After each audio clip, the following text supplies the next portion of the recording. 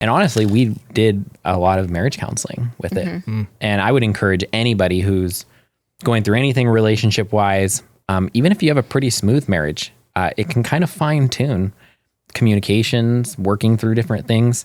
Some might think it's maybe like embarrassing to do. I'm proud that we did it. Same. It's been great for our marriage, and it's made our marriage stronger, made us closer.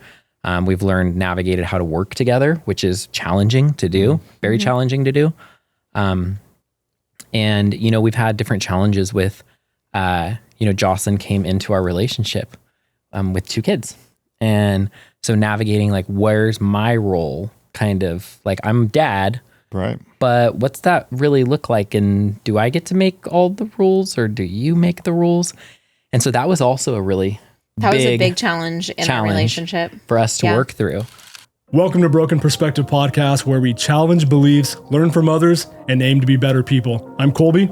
And I'm Jeff. Today we're going to be talking about what really matters when life gets busy. Today's guests are known around our community for building beautiful homes, supporting Rockland football, and somehow balancing business, marriage, parenting, and serving others. But today isn't about construction. It's about the people behind it all. We're talking about family, faith, life's challenges, and what it really takes to build something that lasts. Don, Erik, and Jocelyn, welcome to Broken Perspective. Thank you. Mr. Daigle, what are we drinking today? Ooh, today from Loomis Basin Brewery, we're doing the All Good brew. Let's see if it's going to be all good. And then I see you guys have some drinks as well. What do we got going on here? We do. Don Erik's got a vodka soda, and I have the soda part because I am not a big beer drinker nor a vodka drinker. But not any regular soda. It's the ginger lime. I was going to ask, what kind of soda is Nixie. It's a Nixie. It's a sparkling water. Okay. It's a sparkling water. They're our favorite. So Nugget. Okay. Shout out. Nixie sparkling water at the Nugget. Yep. Sponsorship here. Okay. Yeah. Nice. Sounds good. I know you had a busy day. I had a busy day too. I was over in Granite Bay shooting some random, not sexy project. I'd much rather be shooting content for you guys as the luxury kitchens and those beautiful home remodels tend to look so much better. Yeah. And shooting inside's kind of nice too. Yeah. You were shooting outside. Outdoors. Outdoors. Let me try this beer here. Cheers. Cheers. Oh yeah, let me get over Cheers. Cheers, my man. Cheers. Cheers, guys. Cheers. Thanks for having us today. That's outstanding. Actually, I'm going to set this right here. Yeah, go ahead. All right. Well, first and foremost, thank you both for joining us today. We absolutely appreciate you coming in today and spending some time with us. Thanks for inviting us. Yeah. So first thing, I guess let's dive in. Obviously, like the intro suggested, people often, I think, when they think about the Wolffs, they see your T-shirts, your construction company all over the the Rockland football stadium. Yeah. And they know you for that, I assume, mostly. Yeah. But I'd really love to get a little bit to know about the Wolffs. Tell us, who are the Wolffs? Who are the Wolffs? I'll let you take this one, babe. Yeah, who are the Wolffs? So Jocelyn and I, we have 3 beautiful kids, 19, 13, and 6. Our youngest is our sweet baby girl, and with the 2 older brothers. Heavily involved with football, obviously, and we stay busy. I run a business, a construction company. My wife works with me in the construction company, helps keep me running things smooth and keeping me on track with what needs attention. And anything else you'd like to add? I mean, I think we love music. I think you guys nailed it. We're a family.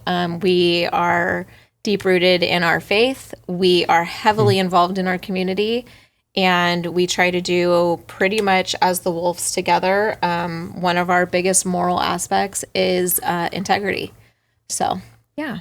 Awesome. So just to follow that up a little bit, because obviously you guys do have a business that's successful in town. We see you guys on everything. I think part of what we want to talk today about is sometimes success isn't what it looks like from the outside. And sometimes people don't realize that there's a lot of work and sweat equity that goes into building success. And sometimes people assume it's pretty, like from a snow globe perspective. Yeah. But oftentimes they don't realize the years of work and grinding and dealing with challenges that come from trying to develop a business like you guys have, so one of the questions I have, and not just related to the business, but just in general, when people look at your family, when they look at the Wolffs, like, what do you think most people, and this is going to take obviously you guys assuming a little bit, but is there anything you feel like people, like what would the general perspective be of people of who the Wolffs are and what you guys represent from the outside? That's a good one. There is some assumption there. There is. I would like to think that they see us as, honest people, respectful people. Intentionally, I try and offer value to people in any ways that we can. Helpful, humble, and, genuinely trying to help people as a whole. Yeah. Bringing value is really one of the things that we talk about a lot at home in any way, shape, or form.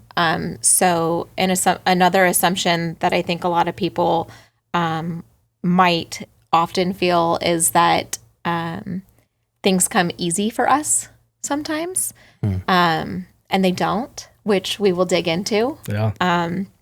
But yeah, they also probably assume that we sleep out on the field at Rockland High School from mid-July to almost January. Yeah. Because it feels that way. But yeah. Yeah, I could see that. I think, I first met you guys through Rockland Junior Thunder football, coaching with Coach Jeff Daigle over here. Yeah.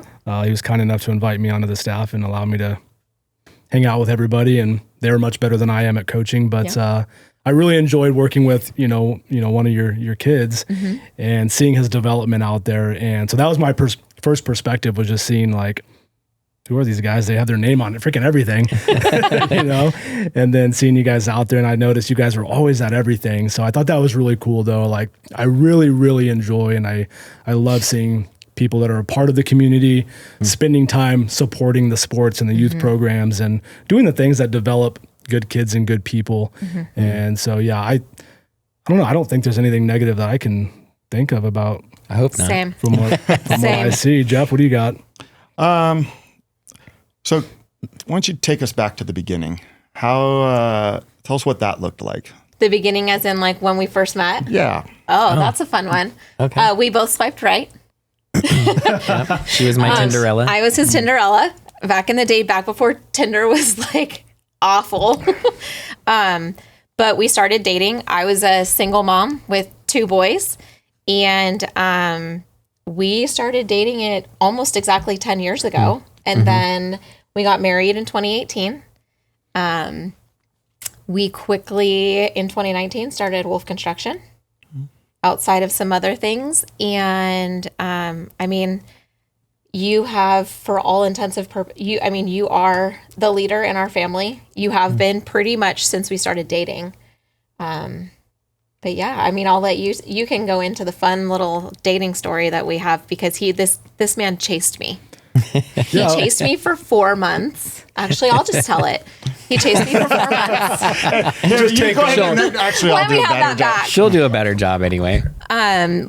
So he took me on a first date and made it very clear he was looking for a wife. And nice. I was fresh out of an awful relationship and an awful marriage, and wasn't ready to be a wife again. And so I was like, nope, bye.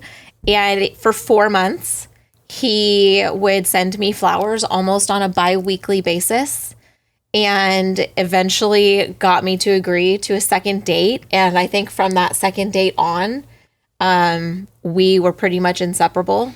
I waited like, what was it, 4 or 5 months into dating before you met the boys. Yep. And it was a while. From there, it was everything. Once he met the boys and meshed so well with my boys, it's now our boys. He just kind of went from single bachelor with a refrigerator full of Fiji water. That's it. This is true. To a full-blown family man. Like, boys immediately started calling him dad by their choice, and has since stepped into that father role and the position. And I mean, outside of a document, you are dad to my boys 100%. now, 100%. and Liam and Gabriel. And what a wild ride it has been, because it didn't start that way.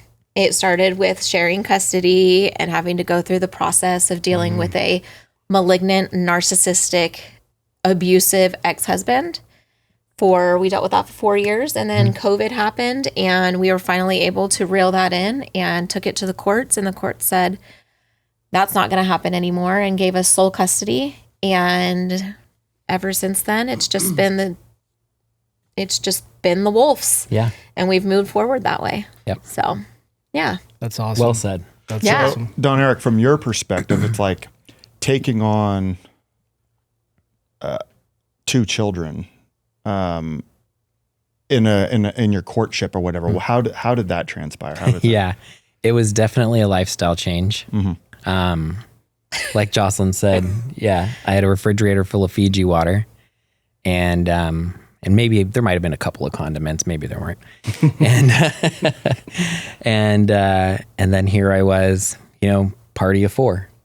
And happened pretty quickly because it was as a package deal. It's not like I was just going to date Jocelyn and I'm not dealing with the kids kind of situation. It was like, no, I embraced it, and I said, let's do this. I'm ready for it. It's what I want. And once Jocelyn and I were on the same page that we were okay to date, and I agreed. I didn't have to continue chasing. We meshed well. Very quickly. It became very natural, I think, because I was ready for it, even though it was such a huge lifestyle change. I wanted it. And so it was an adjustment, but it was actually very smooth, believe it or not. Yeah. I think I expected it to be a little bit more turbulent. right? But Expected the worst, and then all of a sudden it was like, this actually worked out easier than I was. Yeah, there was definitely like some learning curves to things. Jocelyn had the parental experience that I didn't. And so, I've got these 2 kids, and I'm like, I don't know what to do. Like, I didn't start from the very beginning. And so what do you do when this happens? And why is the kid a little bit extra cranky today? And, Jocelyn would be like, that's just because he's tired. It's fine. It's like, okay. So he's not just, misbehaving. So I had more of a learning curve. But thankfully I had Jocelyn to catch me up to speed. Yeah. Yeah. Gotcha. Good. That's great. So what did your life look like at that time? Like, so you mentioned it was obviously a lifestyle change. Can you tell us a little bit more? Like, what were you doing for work when you met Jocelyn, and what did life look like? Yeah, I had a fairly new construction company that I had started with a business partner at the time. And we were a small company. It was the 2 of us. We were a good size. We had some employees and things like that, but we were still a small company. And we're 50-50 business partners, and things were going pretty smooth for a while. And not too long after Jocelyn and I had gotten married and found out we were pregnant, that's when the rug got swept from underneath our feet. So Yeah. That was hard. 2018, 2019, and then rolling into what everybody knows as 2020 was a pretty wild ride for 3 years. So that's when I split from my old business partner, decided to go do my own thing, started Wolff Construction 2019, and we had Sloan in 2018. 2019, babe. Sorry, 11, 18. So 2019. So it was a roller coaster of a ride. Yeah. Transitioning. Well, you said you used the phrase "the rug got swept under." Yeah. What does that mean? There's stuff behind that. Yeah, it was not a good separation from my old business partner. So, long story short, I don't know what the reasoning behind it was, but he decided that he didn't want me to be part of the company anymore. And so we had a third kind of a silent partner who had a little 10% share, and they were like, we're going to vote you out of the company. I said, you know what? Then I'm out. You guys can have it. Good luck. So walked away with nothing. Oh. Didn't try to like sue him or get anything out of him or anything like that. Had the lawyer drop some paperwork, and I walked away. I didn't have an income or a job for several months while I was trying to get my new contractor's license because our old license was under the old business name. So that was a little scary, you know. Oh, absolutely. Just getting married, pregnant, bought a house, all at the same time, no job, no income. Yeah, it was very... Didn't even have a license that I could work with. Yeah. and started it from the ground up again, working, as we call it, bags back on. So I was physically working back out in the field again until I could get to a point where I could slowly start to hire people and subcontract things. Incredible. Yeah. Yeah, it's crazy how life or God or whatever you believe in, like, throw some Works. wrenches in your way. Oh, and yeah. you don't always recognize them as blessings when they happen. Yeah. And most of the time, we talk about this on our show a lot of like how the most challenging times in your life tend to, looking back later, it's always not during the moment, right? But like looking back later, those end up being the biggest blessings and the things that you look back on, you're like, I'm so glad that did happen. Yeah. I agree. It was in the moment, it was like, what did I do to deserve this? Right. And that's when we had to fall back on our faith. That, Totally. you know, we try to create the plan. God says you have another plan. He has another plan. Right. Yeah. And so having to just let go, have that faith and just trust. There was a lot of that. And I will say, looking back on it now, it was a blessing. I didn't understand it at the time, but it absolutely was a blessing. I wouldn't change anything. I'm so glad that I branched off and did something different. Yeah. And that separation too was personally for, I think, both of us, even in a personal stance, his business partner was also like his best friend. And then the business partner's wife was my best friend. They were the best man and maid of honor in our wedding. My children called them auntie and uncle. Like we were what we thought family. And I actually took that separation harder than I took my divorce from my first marriage. It like wrecked me. We found out that happened 5 days after we sat down and told them that I was pregnant and 2 weeks after we had bought our first house. Like we hadn't even made a mortgage payment yet.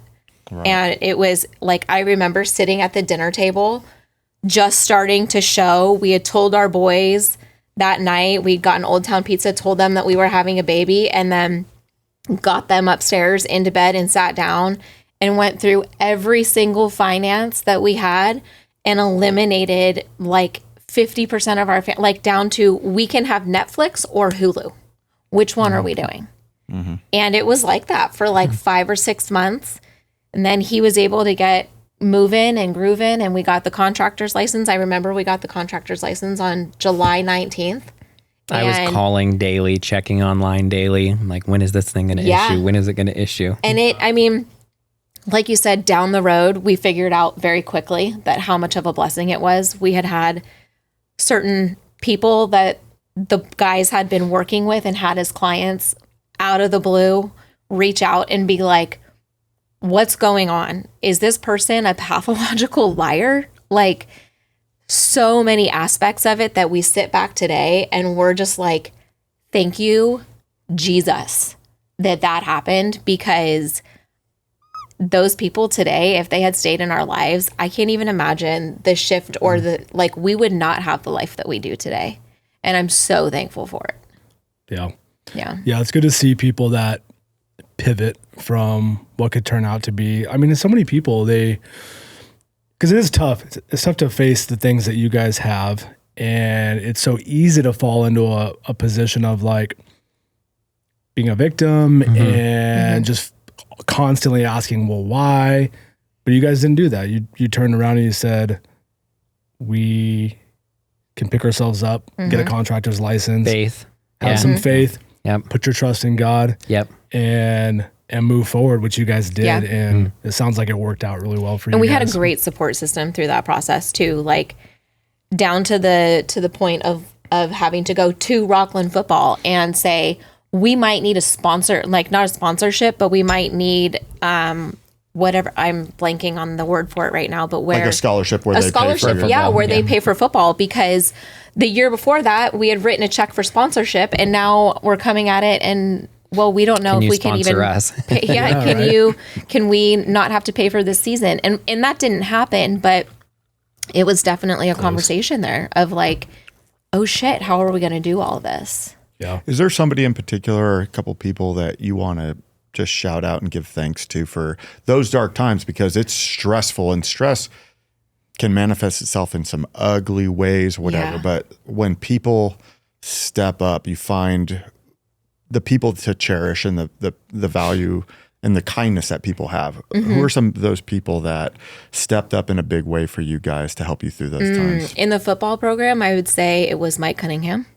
He was Mike has been my go-to for so long, for almost a decade at this point. Other than that, I'd say my parents, your dad as well, and then my best friend Sierra, for sure. That girl hopped in as a relationship after. She didn't know those people, but her and I very quickly bonded, and she has stayed around and is lucky enough to have at this point replaced who that other person was for me to a much higher, just a different level that I could have never asked for a best friend any better than what I currently have. My two best friends are amazing, and they're like your second and third wife. So we joke around about it, not in a weird way by any means, but I definitely was a package deal with a lot of people that came with me. But all around, our community just kind of went and came in, and I'd say we poured a lot more into our faith as well, you know? Yeah, we did. I think that really made the biggest difference, to be honest, is just diving deeper into our faith in God, and just trusting blindly. Being willing to kind of put your hands up and say, okay, I don't have anything left. Just let go, Yeah. Which is a pretty vulnerable place to be. Yeah. But I mean, sometimes it's like, what else do you have? Yeah. Exactly. You know? Very real. Otherwise, beating yourself up. Worrying about the what ifs and this and that, and you Can't control those you things. can't control it. You go down deep, dark holes with It what drives you ifs. crazy. It does. Drives you crazy. We've all Keeps been you in up those at night. moments. Yep. I've been there, you Yep. know, where it's like, you just, but I commend you guys for being able to do that though, because it's tough, you know, but it's paid off. It's paid off. Been worth it. It's been so absolutely. worth it. We're so happy with where we're at with things and Wolff Construction and life. So thinking back to when you guys did first meet though, where you guys were, because, you know, a lot of times when we're in a new relationship, we try to forecast like what our life could be like, right? Yeah. Did you guys imagine your life looking the way it does now? No. And if not, like, what did you think? And like, how do you feel now? Dang. Definitely not. I like the head tilt. You did that? I'm like, I can answer this probably pretty quick. I never saw myself getting to a point with my faith that I have gotten to. There have been a lot of moments of just throwing your hands up and saying, I can no longer try to control this, because I'm very controlling. Yeah. My husband will tell you that. I'm like, we have to do this, we have to do this, we have to do this, and this, and this. And he's like, no. Okay. A thought What here. what were you saying that where you envisioned it versus where it went to? I think you kind of have, like, you don't know what you don't know, right?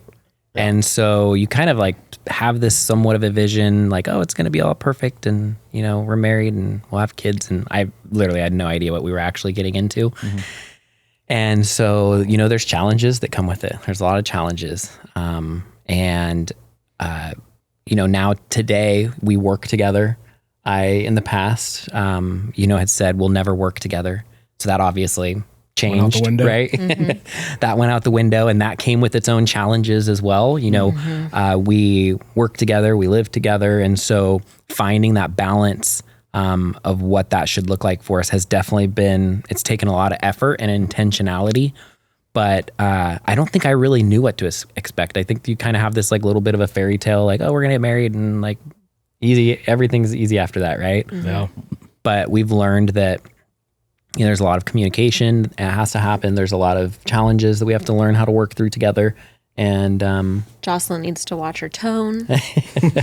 I'm really I can't happy. relate to that at all. Nope. Yeah. I'm really happy with where we are today. I don't think I knew what to expect, but I'm happy with where we are. Right. Yeah. So obviously there are challenges in every relationship and everybody's life. Like, what were some of those challenges that you guys faced that you've obviously now worked through or still working through? Like, life is ever evolving, right?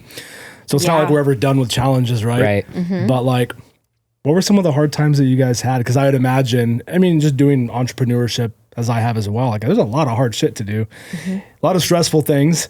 And sometimes your spouse is the closest one to you to kind of vent, and you don't always get the response you want. Yeah. Sometimes you do, but like, what does that look like with you guys? What were some of the challenges as you're building this thing?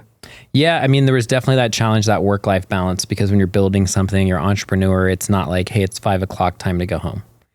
And I don't have to think about anything until 9 o'clock tomorrow morning. It just doesn't work that way. And so, navigating, trying to spend quality time together while also showing up as parents and juggling, the day-to-day things that Jocelyn had to do, the day-to-day things that I had to do. It definitely took a lot of grace.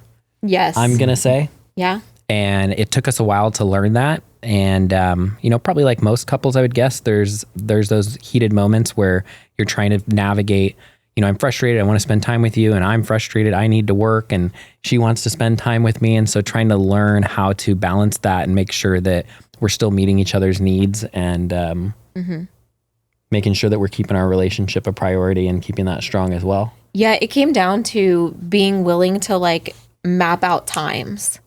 Every Tuesday, we're going on a date night. We did that for almost a year. And then something happened where we had to shift that. And so now we try to, as often as we possibly can on a weekend, at least we try to go once a month if it's possible, just the two of us, Friday to Sunday, out of town. My mom and my dad will take Sloan.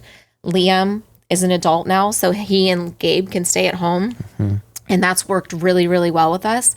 Don't know how that's going to work when Liam moves out this fall, because that's the plan. But we've gotten really good at being able to take that time and separate it. And he will be intentional about putting his phone down, and I'll be intentional the same with mine. We were just on a 9-day vacation in Hawaii at the beginning of the month, and without the kids, I'll add. Yeah, without thankfully. The kids, by ourselves, Nice. Which was amazing. But being able to like go to dinner at nighttime and have my watch on, which is also a phone, I was able to actually leave my phone at the hotel, and we would just both leave. If there was something in emergency, it would be available. But it made us so that neither one of us was tempted in the midst of like a moment of not interacting with each other to then pick up our phones, when in reality, I would be picking up my phone, and right behind my phone is this beautiful sunset that's happening that I'm totally missing out on. So we're both really intentional today. I can't say we've always been that way about making time and spending time for each other. Also, communication and learning that tone on how that communication works. I can say something with a sassy tone, and he's going to come back at me and be like, nope, shut down. If I approach it differently in a much calmer, nicer, not so sassy tone, he's more likely to be like, okay, let's figure out how we can make that work. So he doesn't really have much of a tone. It's always me. You know where I stand. My face says everything. If my mouth doesn't, my face does. So funny. Yeah, it's funny. We just had that talk on the last episode where I was calling myself out. I'm like, I'm the tone person that has a problem. Yep. I get in trouble with that one a lot. Yeah, so I can relate. Yep. I'm just like, I don't know how else to say it. It's how I talk. I don't know. Yeah. I'm sorry. Direct. Yeah. Yeah. I'm sorry. Yeah, that's I don't really want to say it right now. Promise. What's something that each of you does that probably doesn't get enough credit from the other person for business and as a partnership? Credit from each other? Yeah. I would say that I don't give Don Erik enough credit for showing up as a husband and parent the way that he does, given the capacity that he runs at. This man, I will roll over in the middle of the night and he's working on his phone at 1 o'clock in the morning because his brain doesn't shut off. But people don't see that. I do. And when other people don't see that, it's hard sometimes for me to even want to acknowledge those things, because I'm like, yeah, but that's his job. Like, he asked for that. There have been those moments of like, well, he chose this. And at the same time, I'm glad he chose it, because we are able to live the life that we have.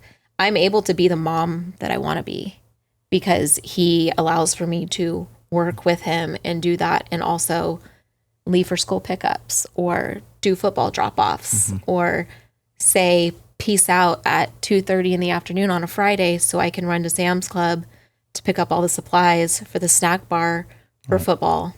You know, I have that ability because he works his butt off till 1, 2, 3 o'clock in the morning some nights. Yeah. Yeah, I think for Jocelyn, sometimes, you know, being a mom, it can be seen as like, oh, it's just a mom. And there's a lot that she does. And while I'm very busy in the business and I'm managing those schedules and where people need to be and things that need to be done, and she's at home, you know, navigating the schedule, and this kid needs to be dropped off here, and then our son needs to be here at this time, and then, oh, we forgot, we have to pick this up before we go to that place. And all of that I don't even have to really manage. Right. You know, it's credit for being also, like, while helping in the business, also like the house manager of everything. Stay 100% focused on on the task at hand, because you know the others half of it's taken care of at a high level. Yeah. So I think that's something that there is credit for, but there could always be more credit for it, because it's a lot. I'd say equally with what I have to do in the business. Those are the things she's dealing with at home as well. Yeah. That's the beauty of having a relationship and really just a life partner, right? Of someone that can balance you out and finding your strengths, and having someone that can allow you to really hone in and operate where you're best at. And then same for you, right? Like having someone who's great at navigating all those other activities that if you weren't there, like he wouldn't be able to live in his strengths. Fully, right? 100%. You'd be distracted and doing a lot of other busy work. I fell on that trap a few years ago, even with my wife. Like we made the decision early on in my career. You know, we started dating really young when we were like 17 and got into law enforcement. And there's a stretch there for like a few years into the relationship. I think it was like after we had kids, actually, where I started feeling like, I don't know, like I wanted more. And then I had to like stop for a minute and really think about like all the things that I did in my professional career. Would I be able to do those things and have the mental focus and clarity to excel in those areas if I didn't have my partner, right? My wife. And yeah, it really like kind of hit me one day. It was like, I really need to appreciate that more. And not that I still can't do it more. Like you just said, there's always room for more. And I think that's great that you guys acknowledge that, because I think many couples, it's really easy to, like you were alluding to a minute ago, like, well, that's his job. He likes doing that. Yeah. But while that's true, doesn't mean it's not a lot of work and stress. Oh, for sure. You know, like I'm sure you would rather not be up at 1 a.m. answering client calls or trying to figure something out, right? You'd rather just be focused on your family. But you do it and it's stressful. But I just think it's great that you guys acknowledge that. And, and to build on that, like I wouldn't be able to be the mom that I am or the person who I am out in our community without him being willing to do the work at 1 o'clock in the morning. So that's really important to me, because while Wolff Construction is one of my top priorities, it's also not my top priority. My children are my top priority. He and my children are the number one, and Wolff Construction comes number 2. And I can leave at any point during any day, any meeting, anything, to go be the best mom and show up the way that I want to. And he has made that possible by doing what he does. Yeah. So that's great. So on that point, talking about, maybe make a little bit of a shift here into like the parenting side of things, because obviously parenting is a whole nother element of stress on top of owning a business and everything else that life has to offer. You know, when it comes to when it comes to your kids, because you're obviously heavily involved in their activities and what they do. Yeah. What are some of the values that you guys try to instill in your kids? I'd say just kind of what everybody should, but I don't know that it actually happens that way for everyone. I would like to think it does. I'd assume that it does. But just teaching our kids to be just good people. Yeah. Honest. Humble. Have integrity. Do the right thing even when people aren't looking. Integrity. Yeah. Be mindful of other people. Choosing kindness. Yeah. Do you have It sounds, Basic. like basic.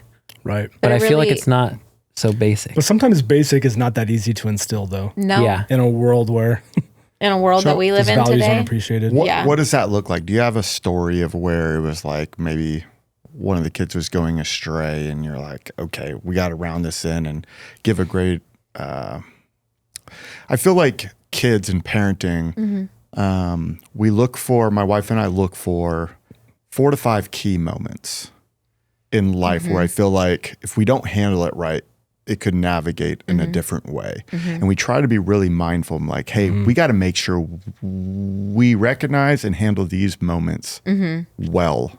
Otherwise, they might go a little bit of astray. Do you guys have any of those moments that stand out where you're like, hey, this was, as all kids, they're not the best representation of your family at all times, even though that's why why we go crazy, because you're like, you're representing our family and you're not doing it well enough. And so you're like, okay, this was something, let's bring it back. And how did you navigate that system? Especially as maybe if one of them's not your own blood, but that becomes a difficult path to, I think the biggest one, and it's probably outside of your faith, is leading by example.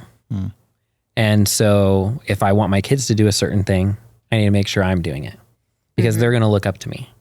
And if I'm doing something that I don't want them to do, they're going to see that, and then they're going to want to mimic that. So I have to be very intentional on the example that I set. If I tell them, they should be doing something, I need to make sure I'm probably taking my own advice and doing that too.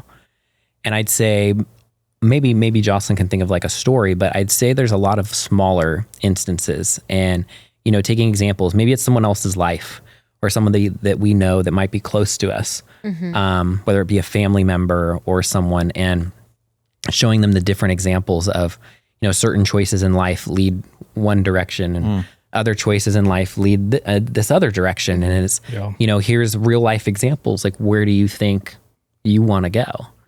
And I think it's kind of a constant, everyday, small items that build into the bigger picture, which is the goal of how you want them to be raised and who you want them to ultimately be when they grow up. Yeah. I think one of our biggest challenges with Liam was, in all honesty, his driving. Like, that was a really big thing. He went through a few cars. Whoops. A few. Oh, jeez. I think he's totaled 4 cars. Good Yeah, he's had a couple of new cars. Okay, so a little above average. Yeah, a little more than average. Yep. That was hard.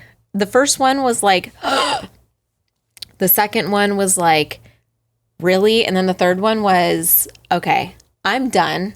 I'm not buying you another car. Figure it out on your own. Like, nope. That was a big one for us. Gabriel is at a very impressionable age right now at 13. Building on the lead by example, he can be a very good leader, and he's also a follower. So he's at that in-between stage of really looking up right now to dad and what dad is doing. Right. So like over the summer this year, there will be days where like he might come in with us and go out with one of our PMs on job sites and see what it's like. The lead by example, our oldest, Liam, he's 19. He's about to graduate with his associate's degree in December in the welding industry from Sierra College. He just got his first, I call it his first big boy job. Yeah, he's working 40 hours a week plus overtime. He travels for work. That that lead by example of watching his dad just work and just be humble about it. And you can celebrate your wins, but they don't need to be in our family. It's not that they don't need to be. In our family, we celebrate the wins and then we quickly move on to what's the next glass ceiling or the next pinch point that we're going to try and break through. That's good.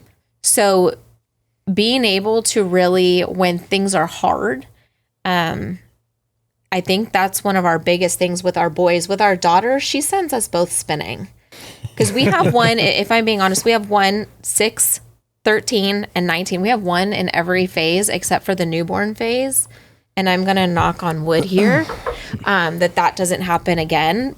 But juggling 3 different phases of life every single day is hard parenting. Yeah. It's like I've got Liam coming over with the girlfriend. They want to go upstairs and hang out in the bedroom. I also have a 13-year-old who I don't really want him seeing his brother hanging out in the bedroom with his girlfriend. And then I have a 6-year-old who's just like, oh my gosh, Liam's girlfriend is here. Let's play princesses. And she wants the 6-year-old princess attention. And there are a lot of days where I think we look at each other and we both can see each other's heads spinning. That's, I think, the biggest challenge in our parenting in general is consistently juggling 3 very different stages of life every single day. And 3 different personalities too. Very different. Yeah, they're all unique in their Liam's own. quiet, keeps to himself.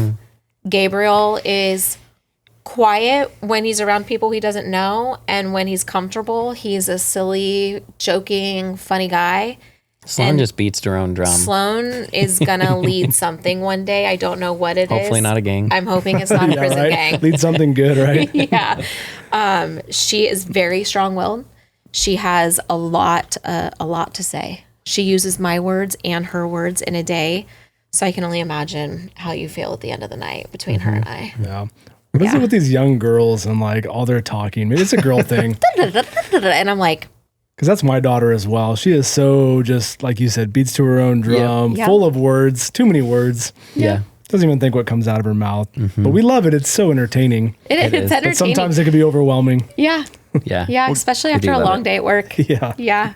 Well, going back, I commend you. That's a issue I'm trying to navigate in terms of being an example. Because I've found that like my boys don't get to see me work. Yeah. Like when I'm out, patrolling and working, they don't get to see that. And then on my off days, oftentimes they go off to school and they come back and all the things are just done.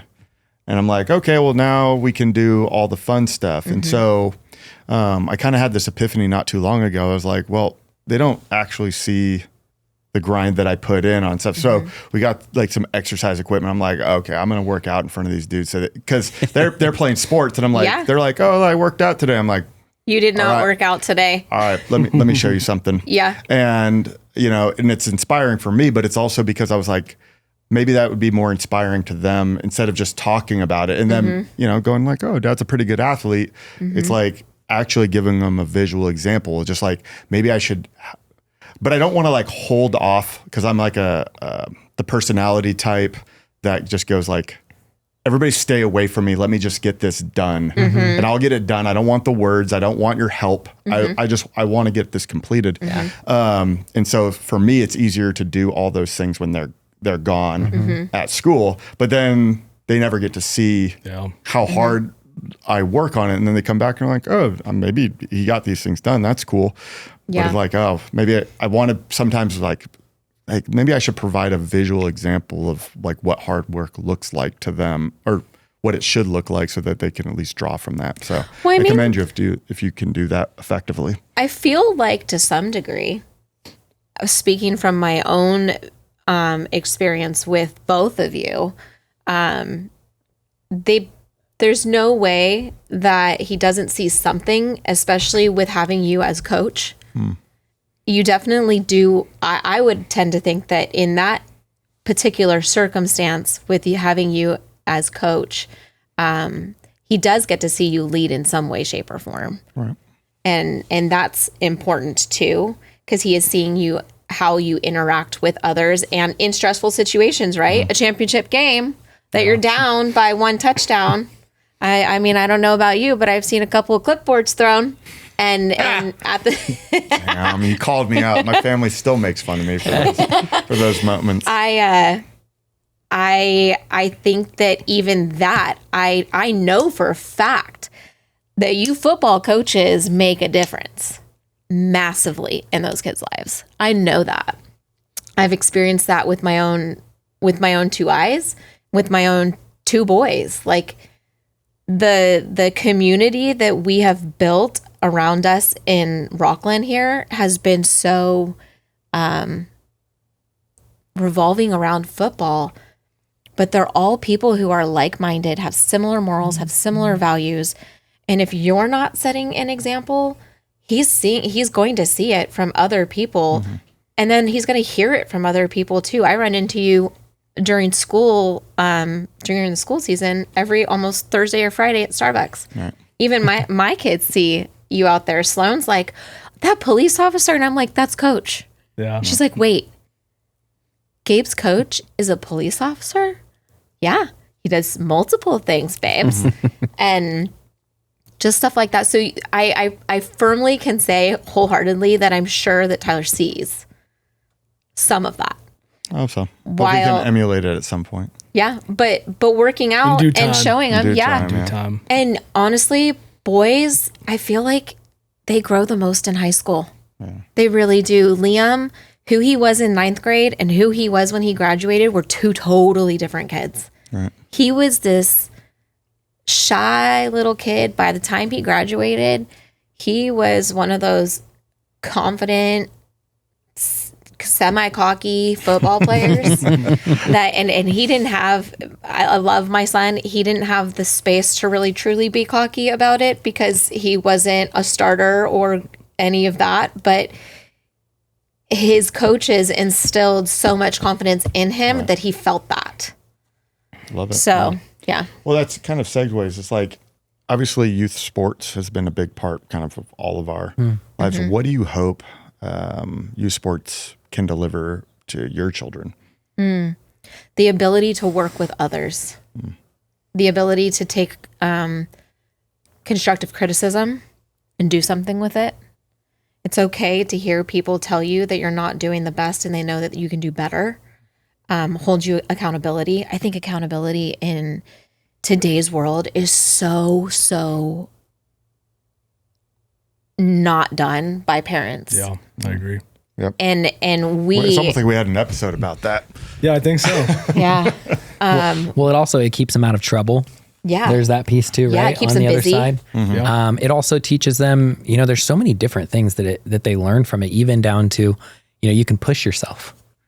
You can mentally, physically, where you might think you normally have limitations, but you've got that coach. It's like, nope, 1 more, 2 more, you can do it. Let's go. It's always amazing what the body can do if you just tell the brain to shut up. Right. Because the brain quits far before Absolutely. the body does. And you watch them from the earliest ages when we start, coaching them up and they're like, this is hard. It's Crying. hard. And you're like, you got more. I don't want to go back to practice. Yeah. Well, that's the beauty of being around a group of other people too, kind of struggling in the same boat as you. And you see other people pushing through the adversity, and then it's like, okay, you tell yourself, I can do that. Right. If he can do it, I can do it. I don't want to be the kid who doesn't do it. Right. It really forces you to be competitive and grow. Whereas I really do think you can see the difference in adults who never played like a team sport versus the ones who did. Not saying that is the only way to build those skills, but it is one of the best ways to build it, right? Growing up and being in a group of people and getting the criticism and being told that, you could do better. Like how many people as adults, as employees, have we seen in our lives that you try to give them criticism constructively and positively that like shut down and throw a fit. They don't know what to do with it. Or they don't like you anymore. You're mean. And it's like, no, I see more potential in you. They obviously never had a coach to tell them that growing up, or maybe a parent. And or they take it so personally. Yeah. I think that could be, it could be a harmful thing. Well, I think with especially with coaching, it was like for me, kind of navigating the parents was a little bit of the tough time. Like, I was like, hey, talking to kids that were maybe the parents were like, I'm not really sure. I'm like, listen, just understand with football, there's going to be times that it sucks. Football practice can suck. Understand that your kid will probably at some point be like, I don't really like it. I'm sore. My ankle hurt or whatever. I was like, just promise me, just get them to practice. Right. Every day, just get them there. And we'll take care of the rest because, we had one kid in particular. I remember his mom was reaching out, single mom, was like, he needs a male figure. And I was like, well, you're going to get about 8 of them and they're great dudes. Yeah. And I kind of gave her the forewarning. I was like, he may not love every day. And he'd be like, oh yeah, I'm a little bit tired, and don't hear that. Just bring him to practice every single day. And she committed, and he became a tremendous player for us. And he's probably the most dude of all of our dudes when we were coaching. I was like, dude, this guy was relentless with his effort and energy. And I'm like, how did you even survive without football? Like this kid was like built he was for meant football. for it. Yeah, he was built for football. You guys will know his name at some point. He's a dude.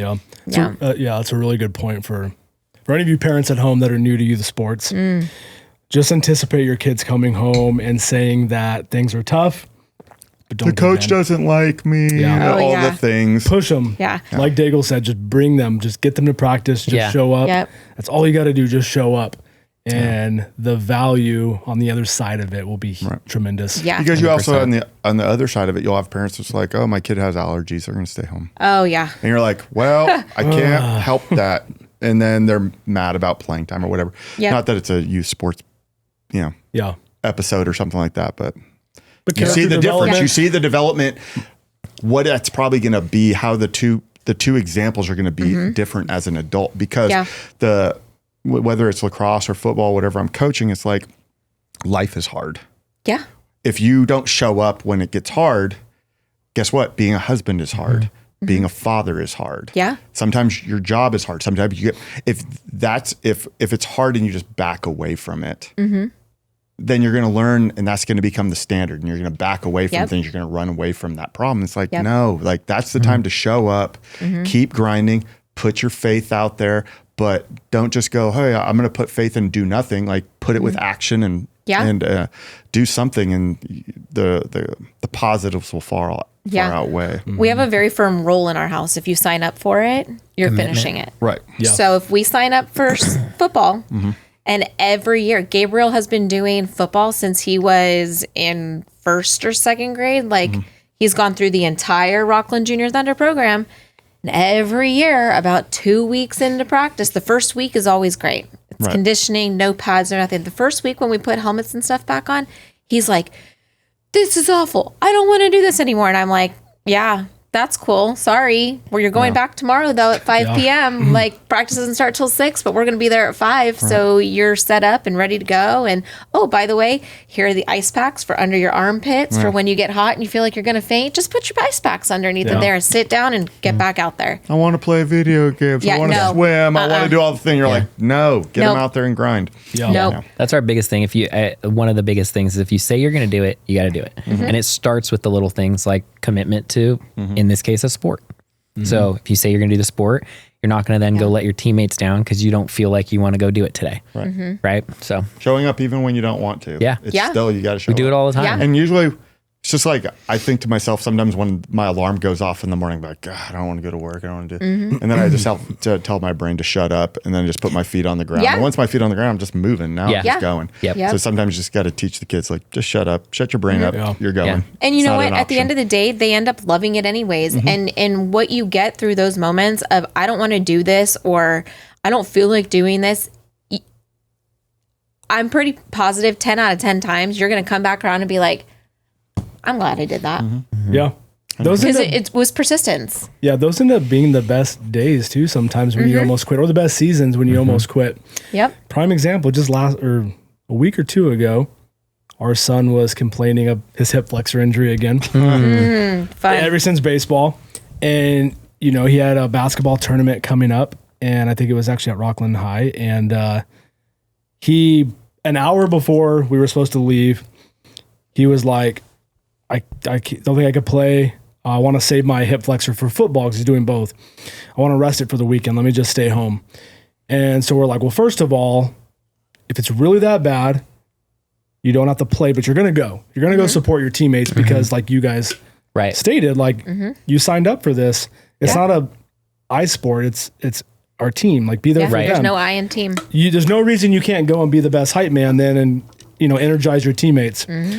So it turned into, but then, his, young kid's pride is like, well, if I'm going to go, then I'll just play, I guess. I'm not going to just sit there. Because the reason he didn't want to go was he didn't want to be embarrassed and say, like, when people say, hey, why aren't you playing? Yeah. My hip flexor hurts. Like, and I get that. Like, you don't want to tell people that. But it was just funny because we're like, you're going to go. And like, honestly, as a coach, I would rather a kid come to practice and say, you know what, coach, to let you know, like I hurt my hip flexor in football the other day, but I wanted to show up and still support the team. Yep. Yeah. Feel free to play other people more than me today than you normally would. That's what I told him. Like, just say that. Yeah. Like, as a coach, I would much rather hear that and be like, oh, thank you for sharing that. Thanks for coming. So he did that. And the coach ended up playing him a little bit. And he ended up having a freaking phenomenal game. The best game of his summer practice yet. And I tell him all the time, like, once the adrenaline kicks in and you get going, like, things change. And after the game, he was so happy you went because he had like 5 steals, like 2 3-pointers, a layup. He killed it. And I'm like, you almost didn't go. And now you're leaving with this high of you performed really well. Yeah. Not only that, but you were there for your team and now you're building that character, that reputation. Yep. All things that as a parent, like I was actually kind of on the border of being like, all right, just stay home. And then to my wife's credit, easier. Yeah, as a parent, we tell our kids all the time, it's easier just to say no. Yeah. Then I don't have to leave the house, I don't have to drive you, like way easier. Yeah. But to my wife's credit, she was like kind of like that extra, like, no, you're going. And then so for me, I was like, yeah, you're going, like, 100%. That way, Lauren. Yep. Totally. Thank you. Get it, girl. So yeah, it was the best thing and it was good. So like, yeah, I mean, for the parents out there, this is a good lesson for parenting. Yeah. Like just don't let your kids take the easy route because there's mental reps. There's things to just be gained. And it turns into being an adult that takes the easy way out then. Yes. And we don't want that. Right. We want our kids to be, have some fortitude and some resolve and be able to persevere when things change in life and you have to pivot and change directions. Yeah. So absolutely. Yep. We have some great examples of that. All right. So obviously we talked a lot about the lessons that can be learned from youth sports, but, I notice as a father too, like kids teach you a lot about yourself and just yourself as a person navigating being a parent. Like what are some of the lessons that your kids have maybe taught you guys? I can tell you that my daughter has taught me significantly about my own attitude. Okay. Why does she displays an attitude and you're like, that's me? Yeah. Okay. Yes. Yes and no. There's both. There are days where I'm literally saying like, WTF? Who are you right now? You can cuss on this program. And he turns around. He turns around and looks at me and goes, "That's you. What do you think I deal with?" And I'm like, No, I do not do that. And he's like, "Really, Joss?" And I'm like, well, I mean, like maybe just a little bit, but not like that. And he goes, "Jocelyn, she is your daughter." And I'm, okay. Yeah. When that's I one do of the it, things. it's justified. Yeah. It makes totally. sense. Yeah. It's not always justified, to be honest. That's an immediate pop off the top of my head. Again, back to the tone thing. How you go into, let's say, for example, one of our kids does something and we don't like it and there needs to be a punishment of some sort. Some parents fly off the handles and yell at their kids and you should do this. And I can definitely transparently say that as a young teen mom, that is how I knew to parent. And as a not young teen mom anymore, I know that does a lot of damage. So I have learned as a parent, especially I'd say even as much so as in the last 18 months, really how you handle things. You are the example. And when I would get worked up about something and display that, my kids vibed off of that. And so then everybody in the house was up here when everybody just needed to be down here. And so my kids have taught me how to be more self-aware of my responses and reactions. I try to shield them from those things now. And it's helped me in every relationship in my life from those particular circumstances. One of the biggest things I always say is you are going to be the example. But it's either going to be the example of maybe a certain thing of what not to be or something to be. Right. So that's probably something our kids have taught me is carving. What's that look like? When my kids look back in 10 years, 20 years, and they say, I want to do that. That's what dad did. And I liked that. And that was good. That's what I want to do. Right. And so that's just kind of one of those simple sayings of like, you'll be the example, but you're either the example of what to be or not to be. Yeah, I think good it's or something bad. very simple, but I think it resonates. I think it's powerful. That's one of the biggest things that we say too in our house. Like when we have to sit down and have a serious conversation with one of our boys, because we haven't really had to have a serious conversation with Sloan yet, is you are the example of what to be or what not to be. And the other aspect that we roll into that kind of connects the two is something that you actually learned in real estate when you were an agent. And that is you are the average of the 5 closest people to you. Who you hang out with matters. You can be doing all the right things, but you can be hanging out with a group of kids that isn't doing the right things, and you will automatically become associated with those kids and be seen the same way that those kids are seen by other people if you are hanging with the wrong group of kids. So how have you navigated that? You know, having boys at different I'm phases. very transparent. I'm very transparent with the kids. I mean, these e-bikes that are out is a perfect example. I know. You're rolling your head so far back, you can probably see your own ass. Gabriel has an e-bike. We are the parents that have done the research, and we know what class you can have, and it has to have pedals and blah, blah, blah, blah, blah, blah, blah. Well, he wants to test the boundaries, and well, Mom, if I get this bike, Dad can just solder some pedals on there so it looks like there's pedals. Right. No. Negative. No, we're not. Well, so-and-so's dad is doing that. I don't care. I'm not so-and-so's mom and dad. That is not how we do things in this house. And we are not his favorite people anytime. Like we have to have a discussion at this point of if you bring it up again, you owe us like $20 and we will take it because the answer is no. And the answer of no stands. It's not changing. Right. This is not a negotiation. It's not a We're not negotiation. peers. We're not Yeah. peers. You gotta love kids' persistence, though. Oh yeah. But Very persistent. I will point blank because I pick him up at the Starbucks parking lot for school, after school every day. And I will point blank tell him there will be kids riding around. I'm like, you want to know what I think of that kid? He's an idiot. He looks like an idiot. He's acting like a fool. And I am full blown transparent. And so they know that. And I just full blown display it because a lot of parents, I don't feel like are willing to have those conversations with their kids of like, who you hang out with matters. Right. It really, really does. Yeah, I think it's important. For us, we were a who we allow and invite into our home. So it's like I can't always control who they're friends with at school. But we had our oldest when he was at his elementary school or whatever. He's like, "Hey, can so and so come over?" And we're like, "Well, how about this kid?" So, yeah, we'll see if this kid can come over. And he's like, "Yeah." I was like, "Yeah, this kid's bad. The kid you asked for is bad news." Parenting, whatever was going on.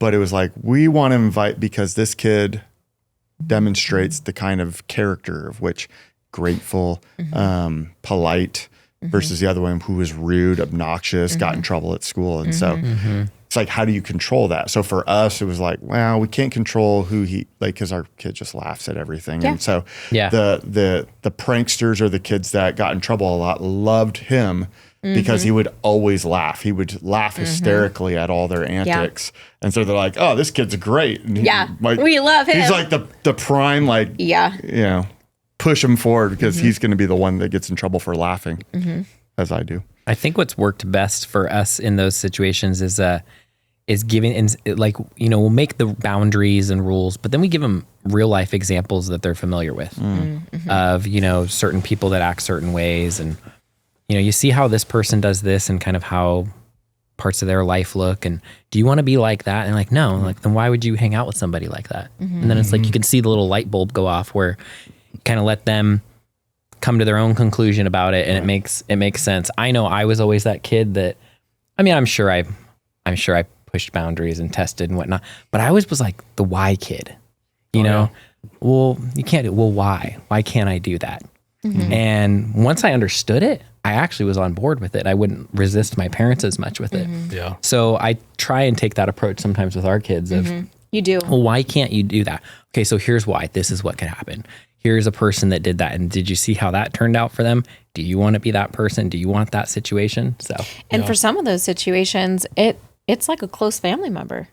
Like I can pull out right out of a pocket and be like, you know, when so-and-so did this and they got arrested for that and they had to go to jail for 30 days, you want that to be your life? Well, no, Mom. Okay. Well, then that's where it started. And then they're like, yeah. What? Go ahead. I was going to say, back to like your original question, like one of the things our kids taught us, slow down. Yeah. You know, we can't always slow down, but it's made me a little more intentional about it. It's, you know, before I was married, we had kids, all of that. It was like, I'll work as many hours as I have to. Like, I'll work 100 hours a week. I remember I said that to somebody one time and she said, what? I said, I'll do whatever it takes, right? And then you have family and you have kids and you're like, wow, there's actually things that are more important.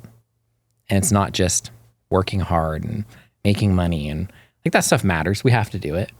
But the joy that we get from our children and spending time with them and leading them and guiding them, that's invaluable. You can't put a price tag on it. And seeing our kids at all the different phases of life that they're in, you start to realize very quickly, you blink and your 9-year-old is 19. Yeah. And your 1-year-old is 6. And you just realize, okay, we need to slow things down a little bit. I'd say that's probably one of the biggest things. For me, especially personally. in the last 2 years since Liam graduated. Like I remember being 19 and having him and thinking 2024 was so far away. Right. And then all of a sudden it was his senior year of high school and we were at football games, and every football game we would leave there and on the way home I would be in tears. And he's like, what is wrong with you? And I'm like, I don't know how many more of these I have with him. Like, and luckily that particular season, they went as like, we had the longest football season you could possibly have. So I was very thankful for that. But every game, it was one less game. Their last game at home as a senior, bawled my eyes out after walking him out on the field for senior night. And that was really when it was like, okay, I'm going to stop. I'm going to take this as slow as I possibly can.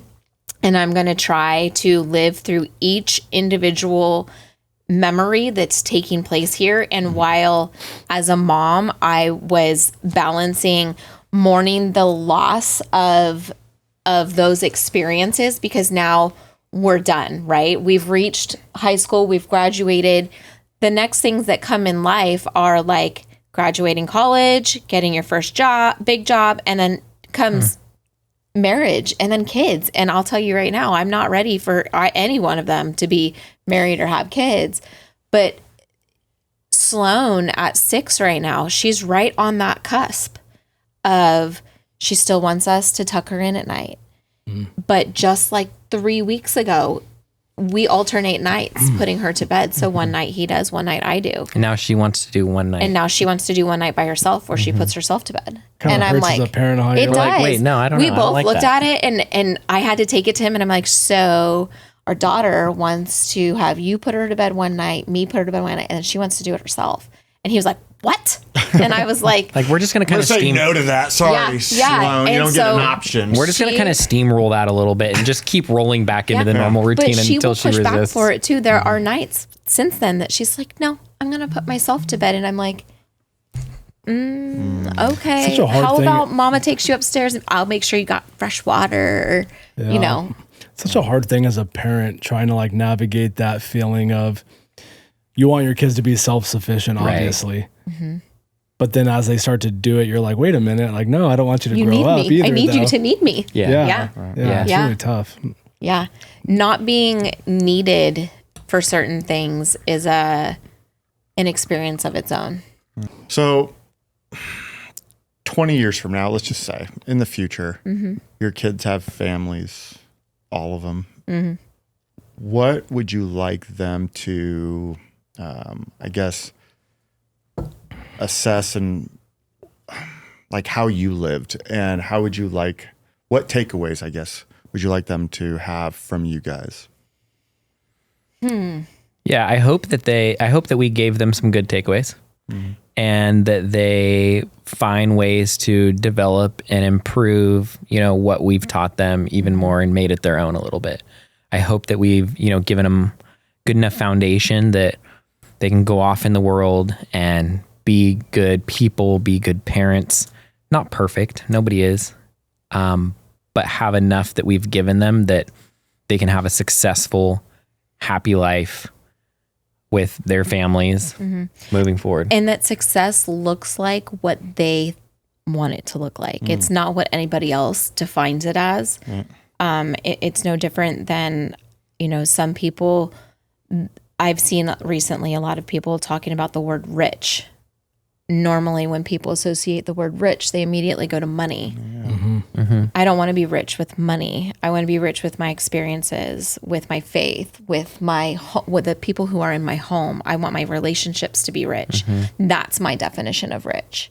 I want them to be able to go out into the world and, again, be good human beings, but also have a solid faith foundation.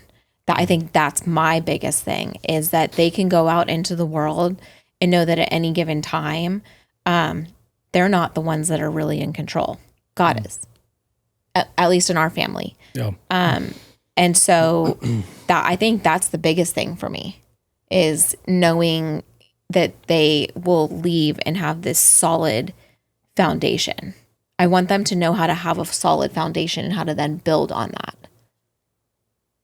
It's basic, but it has to be But it intentional. seems so hard sometimes. Basic gotta is be not always intentional. easy though. No. Yeah. Fundamentals are key. In a world that is always doing the Indeed. opposite. Yeah. So maybe just shifting back a little bit to you guys.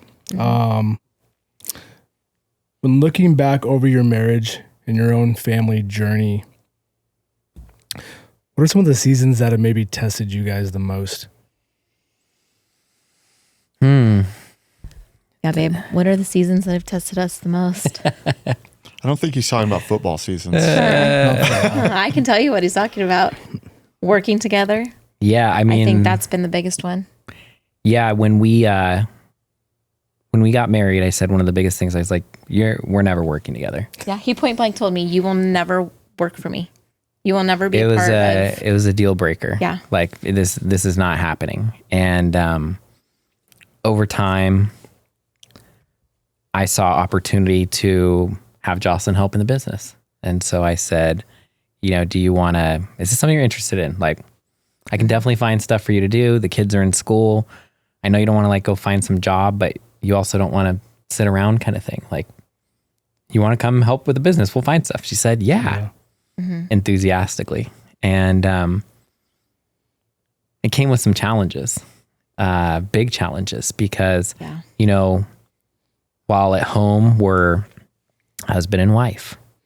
And when I'm at work, it's hard to like keep that same dynamic because I'm running a business. I'm giving orders, as you will, captain of the ship.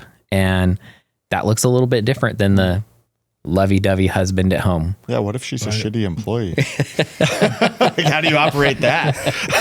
He would write me up and fire me. Fired, no, go home.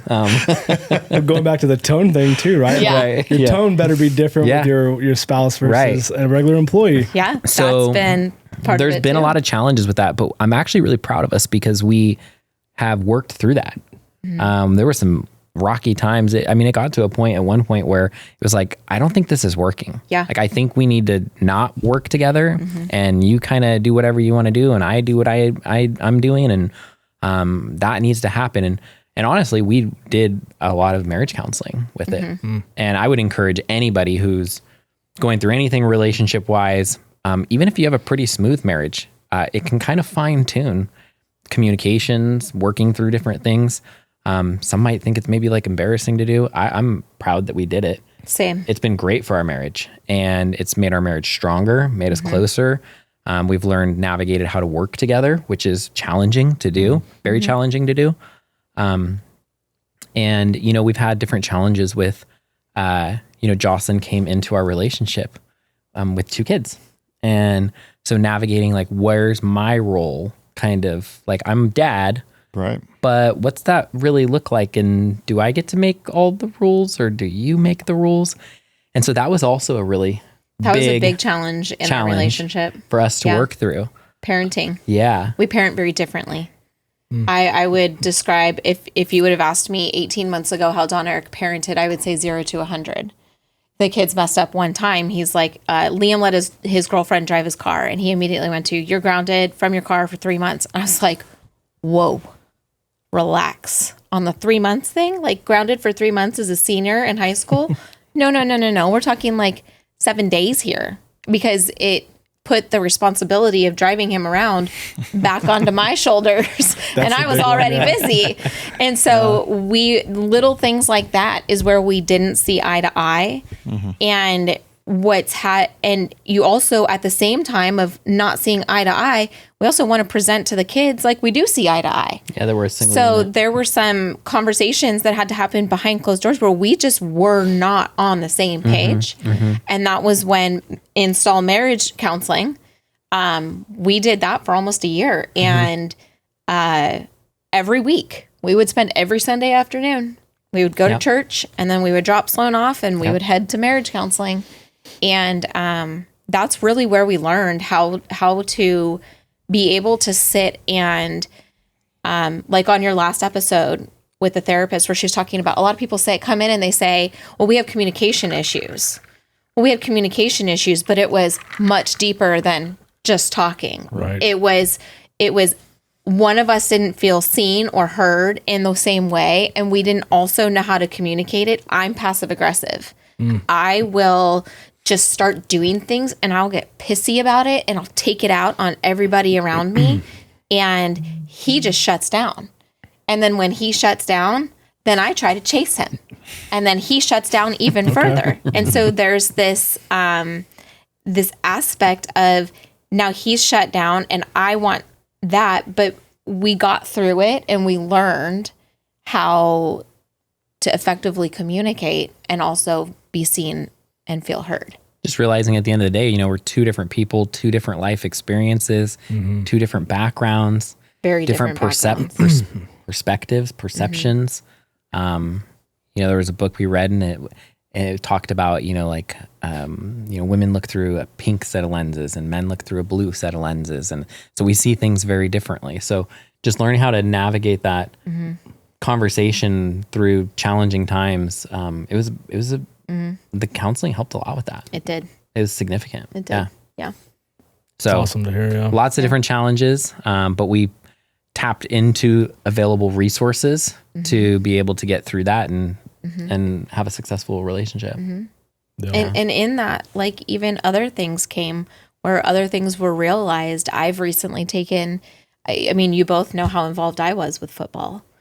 I've even taken a step back to where I'm no longer running the program, up there at the touchdown club or any of that, because it got to a point where I felt so overwhelmed and it put so much stress on my shoulders. It was a whole nother different, those programs are a different beast of themselves. And it was coming down to where I would get passive aggressive because I had all of this weight sitting on my shoulders that he had no idea was sitting on my shoulders because he wasn't a part of that. While he's a part of it, he wasn't nearly as involved as I was. And so I would just start, like my mind would just spin and then I would spin. And that negatively impacted our marriage significantly, which boiled down to me making that decision of like, hey, I'm still going to be involved, but I'm just not going to run it. Like, I don't need to be in charge. So I've significantly stepped back, and I'm still going to be the mom that shows up to every single team dinner. Yeah. Like, I will still be a very, very involved parent. I just don't need to run it. Yeah. Those kind of roles can be difficult because from the outside, like we talked about earlier, it could look like, well, you like to do this, right? Which is probably what you assume, that you like to do that. Yeah. No one told you to. It's a volunteer position. You enjoy it. But then not secretly, but like in your head, you're like really stressed out. Yeah. Yeah. Well, I think the first time you actually really saw it was when you showed up to a game, and the intention was we were going to go watch the game, and he didn't see me like once during the game because I was running all over snack bar, side of the field, VIP, up in the box, and he was like, text me, where are you? And I'm like, I'm doing all of these things, and he's like, I didn't realize that you weren't going to get to sit down here and like have dinner and watch the game. I'm enjoying the game. And I'm like, well, your child play a football game. Yeah.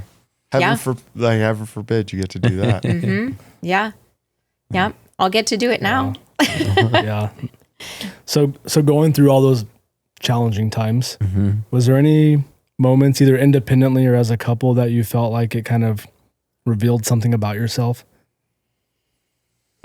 Well, I've done a lot of therapy in the last 2 years, individually and in marriage counseling. And what I have learned about myself for a while there was the lack of accountability that I was willing to take for how I either treated others. Mainly it was my husband. But now I'm totally mom braining it. I totally lost my train of thought. I'll come back to this. I'll let you. What you got? I got I'd say that I think the biggest thing is I've learned that, it boils, like, it's actually really simple, but it boils down to like guys want respect. And girls want to be cherished. Need love, and they want to be cherished. And so being a lot more intentional about that, I can also see the difference it makes in the relationship. I think I'm a loving guy, but there's times where I probably don't come off very loving.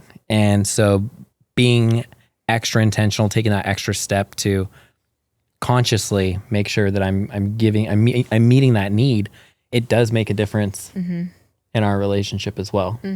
It's simple, but it's intentional, right? It's small, fundamental, but intentional. Yeah, I agree. I think that's the biggest thing, being intentional. It's so easy to become just like almost complacent with a relationship too, right? Roommates, right? Yeah, like you're just Check going the through box. the seasons of Coexist. life, and we all get busy, we're doing our thing, and you just assume the other person is like happy. Right. But sometimes you need to check in, and Daigle always says it really well, like they are intentional about when they go on dates every now and then, just kind of asking each other like, how am I doing? As a spouse, right? Right. Yeah. We just check it in and be like, how am I doing as a husband? And giving them the opportunity to, maybe point out some of your blind spots. Cause I'm like, I think I'm doing great. Because if I was doing something shitty, I would want to fix it. But I'm like, I'm trying my best. So but you don't know what you don't know. So giving them opportunity to speak on it. When you ask those questions in a moment where it might not be the right time to have that, being able to go out on like a date night when you're both in a good space emotionally, mentally, the whole 9 yards, that conversation can go the way that it needs to go. Versus in the midst of a small argument, you pull something else out, and now we've pulled out all the receipts that have been hiding in the closet, and now we've gotten completely off track. Right. We're arguing about 75 different things, and it was this one thing, and it was like, you didn't take the trash out. Right. And now Well, it's a big blow up. Goes back to something we learned where it's like, one of us might be having a bad day, and it's like I take a jab at you, and it's like it can end there and we can squash it, or you can turn around and jab me. It's like now we have two problems to fix, right? And then If you keep it can jabbing get each worse, other, right? You're bleeding So- out. Yeah. There's no winning that one. No, that's a lose-lose. It's going Yeah. back to the idea, like same team, Yep. same goals. Yep. Yep. Yeah. So we talked a little bit about like success, right? And what that looks like in life. And you guys are at a different level now than you were maybe 4 or 5 years ago. Is there anything you've realized, or is there a way your perspective has changed of what like the cost of success actually can be? Yeah, I mean, I guess if the success is considered financial. I mean, when I was younger, I'd say throughout my 20s, maybe even like early 30s, it was like there was this total world domination like mentality, right? TWD. TWD. And it was, like, how can you conquer the world? And I've definitely realized that while you have to have money, it's important, right? It's how we pay our bills, put a roof over our head, and eat. Ultimately, that, if that's your goal, that's going to come with a lot of sacrifice. And kind of the same sacrifices you make like as an entrepreneur starting a business. But the goal is that that's only temporary sacrifice. So where you can get yourself to a place that you're comfortable, and you can choose to continue and chase like the next thing and the next level, and more and more and more, which it's never enough. Right. Or you can say, you know what, we're at a good spot. We're at a sweet spot. I have time for my family. We can afford to do certain things we want to do. We're fairly comfortable. I think that's the real definition of success personally. I know I could work even harder, and I could work even more, and I could grow the company even bigger. Yeah. But what sacrifice am I going to pay? Where it's going to be my family. It's going to be my kids. It's going to be my mental health, probably physical health too. Right. And so what's that worth to you? And for me, that's where I said, you know what, I'm happy with business wise where we are on the financial side of it. If it grows a little bit, great, but we don't want to go too wild and crazy with it. I want to be able to spend time with my family. I want to be able to be home in the evenings. I want to be present on the weekends. I want to be able to do things with our kids. I want to be able to spend time with my wife. And as long as we can do that, what else do we really need? Yeah. Yeah. Yeah. Yeah. I agree. I think it's, You said that very well. yeah. And you kind of touched on it earlier, like the definition of being rich or wealthy, right? It's Yeah. like, it's not always financial. Being rich could really just mean that you have a family that loves each other, communicates, gets to eat dinner with each other, Yeah. Yeah. actually build a bond. Yep. Like it's crazy to me that's such a rare thing in society nowadays with just the technology and how Technology. busy and fast moving the world is. Yeah. Like, man, how beautiful is it just to be able to sit down and like on your vacation, right? Yeah. Throw your watch and your phone to the side and watch the sunset and actually be present with each other, Yeah. and what good that does for each other, for Yeah. for And Absolutely. for your yourself. for your own mental health even. Right. Just being able to take a deep breath.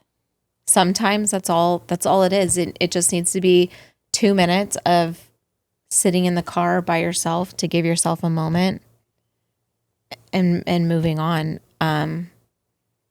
Back to the definition of rich. We could have the, big fancy house. I could have my husband build it. No interest. She might know a guy. Yeah, I might know a Right. guy. I'd get and I know this. I'd get exactly what I want, but that's not. It just doesn't do it long term. Like, it might make you happy walking through and seeing all these things, but like long term, I know better. I absolutely know better.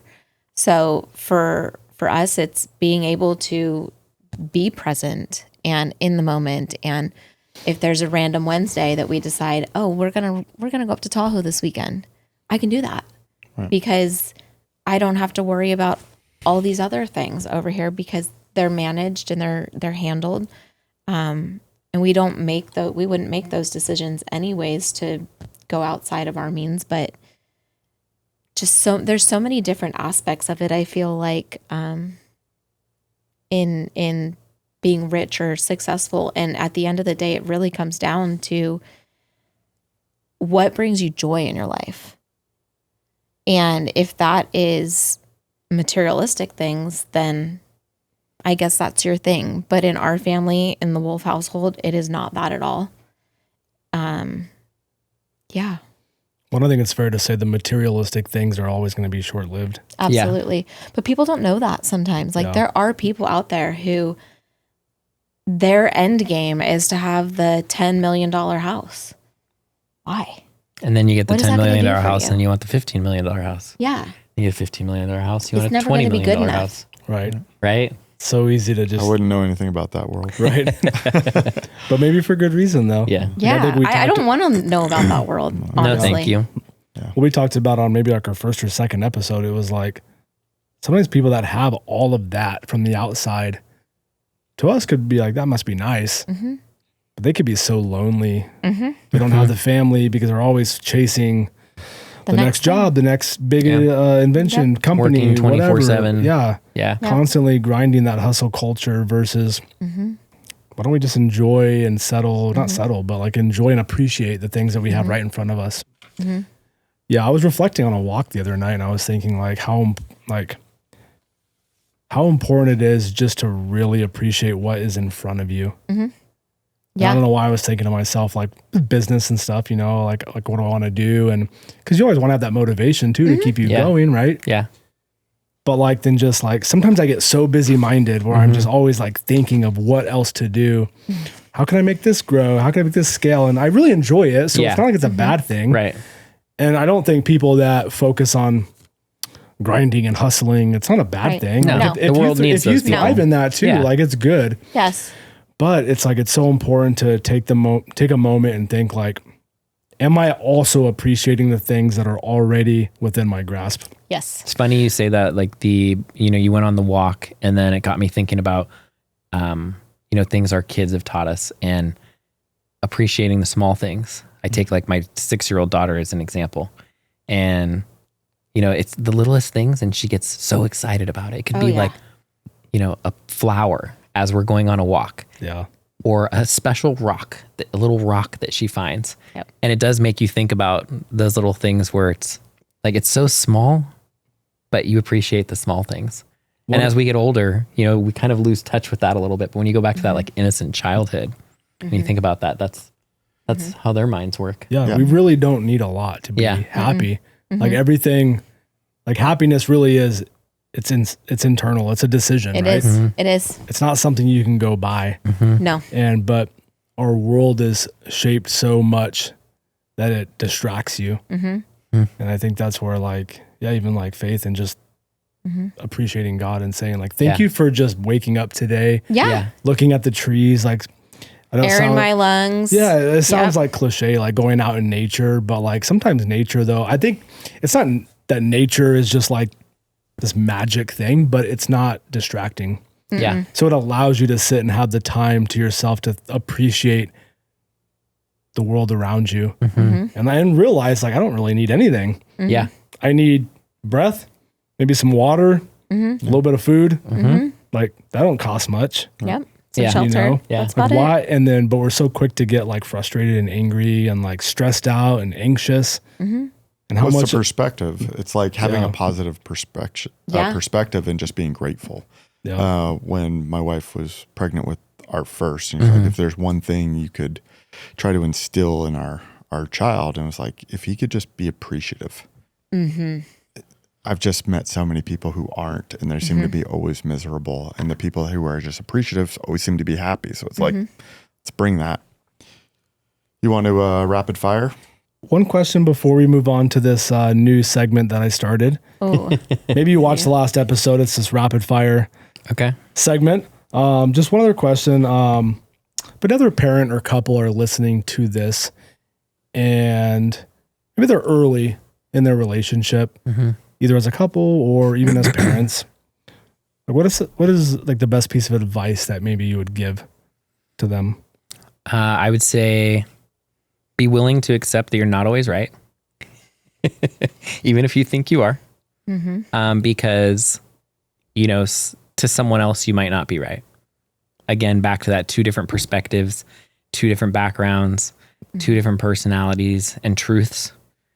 Knowing that you know, 2 people might be looking through different lenses. And second one, I would highly encourage like premarital counseling, marital counseling. Therapy in general. It's life-changing. No. Yeah. Yeah. I don't feel like you can ever have too many tools in your toolbox.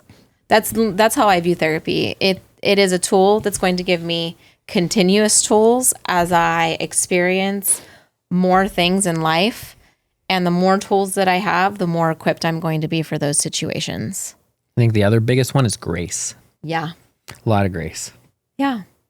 You know, forgiveness, grace. And forgiveness in, I think when people talk about forgiveness, it's always like, oh, I forgive you. I'm not forgiving people for them. I forgive people for me so I can release that. Forgiveness also doesn't look like you have to continue accepting the same type of behavior. I can forgive what, for example, your business partner and what happened with that. I can forgive them for me so I can move on from that. Does that mean that they're ever going to be involved in my life again? Hell no. Like, you couldn't pay me enough money for that. But that's one of the biggest things, and that goes into those, marriage counseling. you know, standards of the people you allow around yourself as well. Who you hang That's out with somebody matters. who got crossed off the list.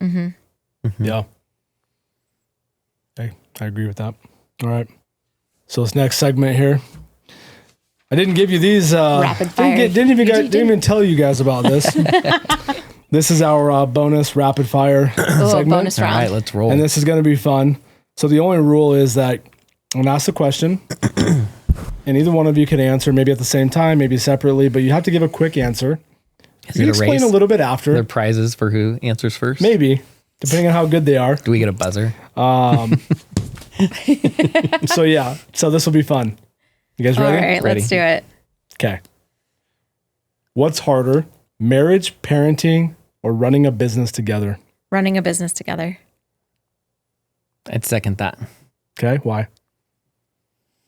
Because when you live together, work together, and sleep together, you are doing everything together.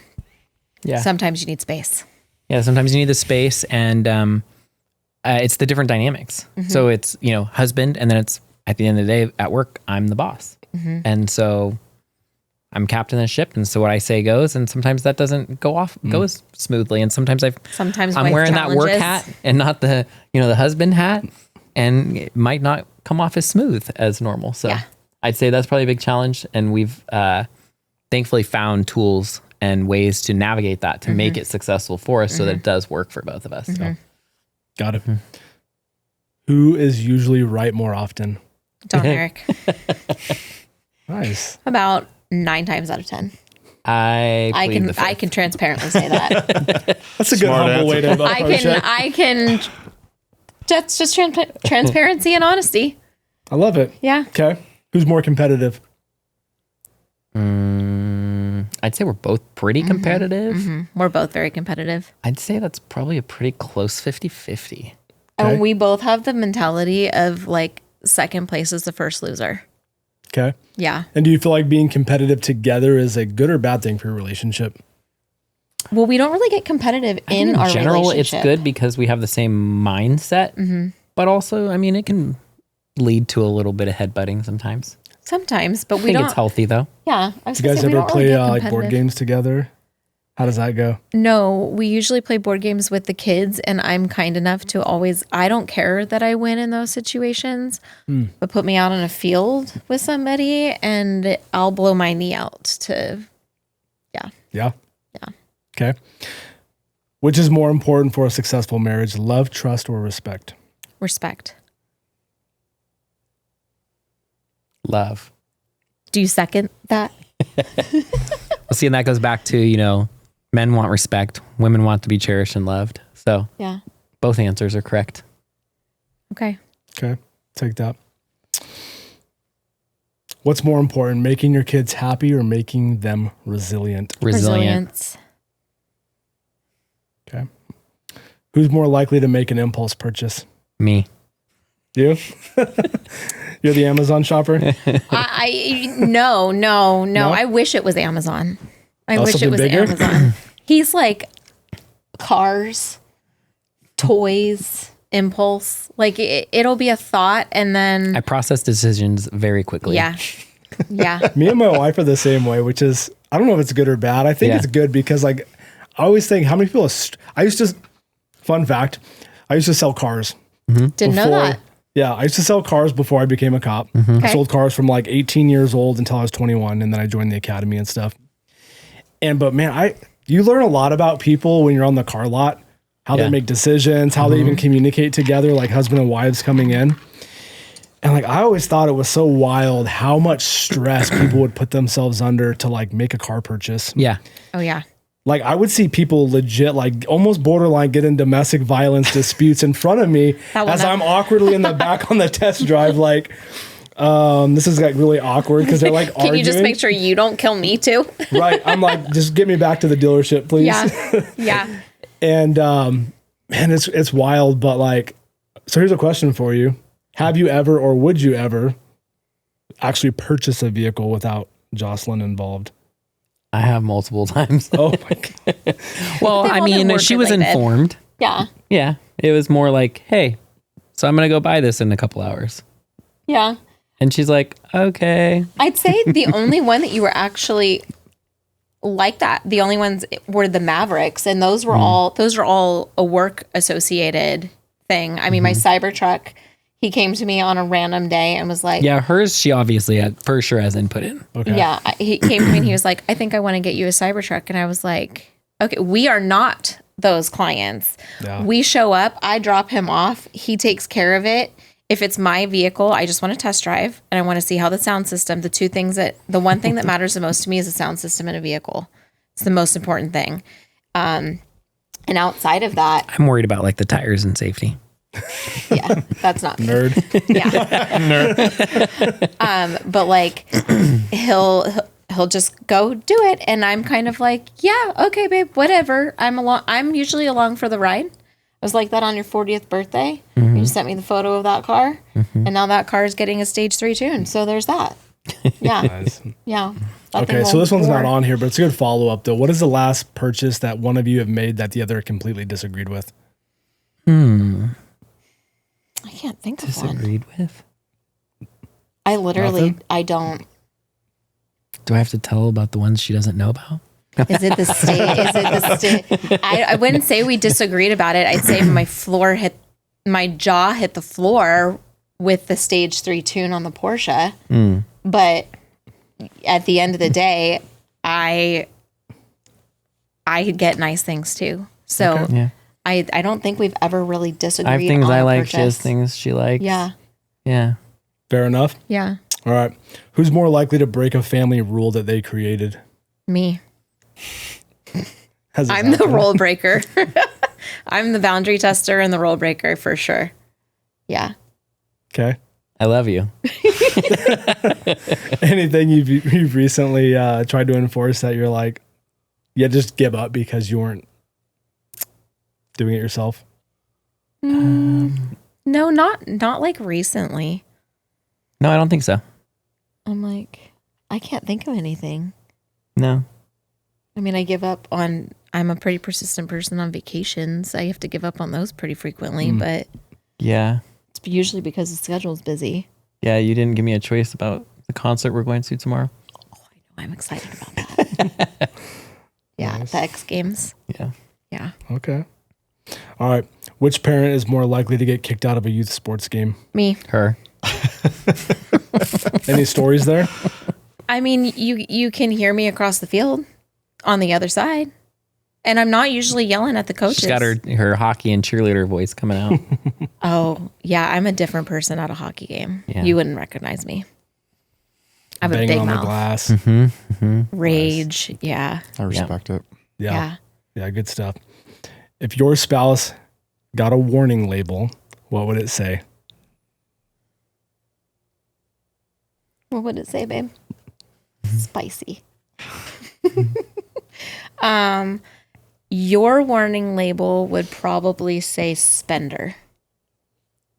You like to spend. So would it be like, take my money? Yeah. Yours would be caution. My husband told you so. Awesome. That's it. I don't got anything else. Daigle, you have...